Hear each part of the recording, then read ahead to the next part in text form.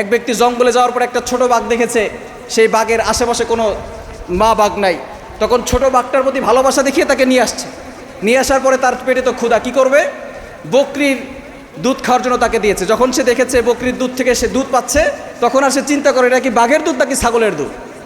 ছাগলের দুধ খেতে খেতে যখন আস্তে আস্তে বড় হয়েছে, ছাগলের বাচ্চাও বড় হয়, বাঘের বাচ্চাও বড় হয়। কিছুদিন পরে ছাগলের বাচ্চার শিং উঠছে, কিন্তু বাঘের তো শিং ওঠে না। বাঘের কি শিং ওঠে? কি বলেন, বাঘের শিং ওঠে? বাঘের তো শিং ওঠে না। ছাগলের আস্তে আস্তে শিং, আর যখন নতুন নতুন শিং গজায় তখন দেখবেন ছাগল জারে তারে গুতায়। তো এখন ছোট ছোট সেই ছাগলের বাচ্চা বাঘকে একটু পর পর খালি আঘাত করে, গুতা দেয়। আর বাঘের মনের ভিতরে খুব হতবাক হয়ে গেছে বাঘ, যে আমার ওর মতো শিং ওঠে না কেন, আল্লাহ আমার শিং দিল না কেন। বাঘের ভিতরে যে কী শক্তি সেটা যে বুঝেই না। সে ছাগলের সাথে থাকতে থাকতে সে তার নিজের শক্তি হারিয়ে ফেলেছে, নিজের আত্মমর্যাদা ভুলে গেছে। বাঘ সবসময় শুধু হতবাক হয়ে থাকে, চিন্তিত হয়ে থাকে, আল্লাহর কাছে দোয়া করে, আল্লাহ ওর শিং আস্তে আস্তে বড় হচ্ছে, আমার তো শিংই ওঠে না, আল্লাহ তুমি আমার শিং দিও। ওই বাঘ ভুলে গেছে যে আসলে ছাগলের শক্তি থাকে শিংয়ের ভিতরে, বাঘের শক্তি শিংয়ের ভিতরে নয়, বাঘের শক্তি থাকে পাঞ্জার ভিতরে, ঠিক কি না? বাঘের শক্তি থাকে কিসের ভিতরে? পাঞ্জার ভিতরে। তো একদিন হঠাৎ করে বাঘ আর ছাগল আস্তে আস্তে বড় হচ্ছে। একদিন তারা বাইরে গেছে জঙ্গলে, দূর থেকে একটা বাঘ এই দৃশ্য দেখছে যে কয়েকটা ছাগলের বাচ্চা একটা বাঘকে গুতাচ্ছে। তো এই বাঘ হতাশ হয়ে পড়লো যে সে তো আমাদের জাতি, সে তো বাঘের জাতি, সে এরকম তাদের দ্বারা আক্রমণের শিকার হচ্ছে কেন? এবার বাঘ চিন্তা করছে, আজকে আমার স্বজাতি যে আছে তাকে তার পরিচয় বুঝাতে হবে। সে তার নিজের পরিচয় ভুলে গেছে, এই জন্য বাঘ যে বনের রাজা তার উপর আক্রমণ করছে। এমন সময় সে একটা হুঙ্কার দিয়েছে।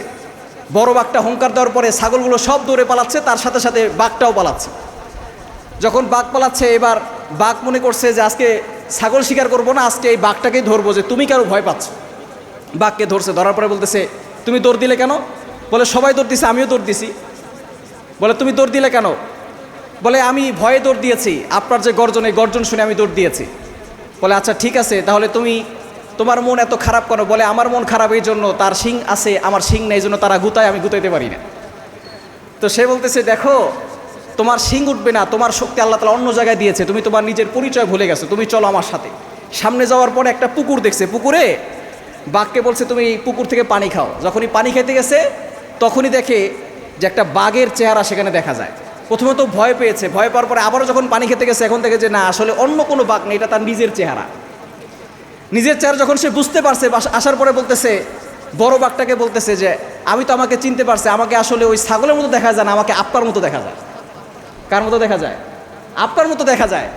আমি তো সেই ছাগলের জাত না, আমি হলাম আপনার জাত, আমি হলাম বাঘের জাত। আজকে আমি আমার পরিচয় বুঝতে পেরেছি, যে আপনি হুঙ্কার দিলে ছাগল, তারপরে হরিণ, যা কিছু আছে সব কিছু থরথর করে কাঁপে।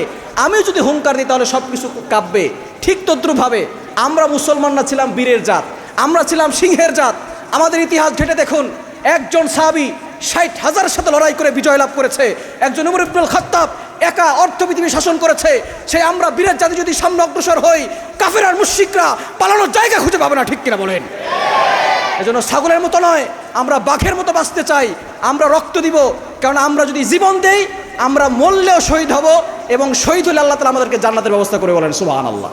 এজন্য আল্লাহর জন্য জীবন দিতে রাজি আছি তো ইনশাআল্লাহ? রাজি আছি তো ইনশাআল্লাহ? এজন্য আল্লাহর জন্য জীবন দিতে হবে। মৃত্যুর ভয় করা যাবে না। মুমিনরা কখনো মৃত্যুর ভয় করে না, মুমিনরা কখনো মৃত্যু নিয়ে টেনশন করে না। মুমিনরা সবসময় চিন্তা করে মৃত্যুর সাথে সাথে জান্নাত দেবেন একজন, তিনি কে? আর বলেন তিনি কে? এজন্য আল্লাহর উপরে বিশ্বাস রাখতে পারবো তো ইনশাআল্লাহ?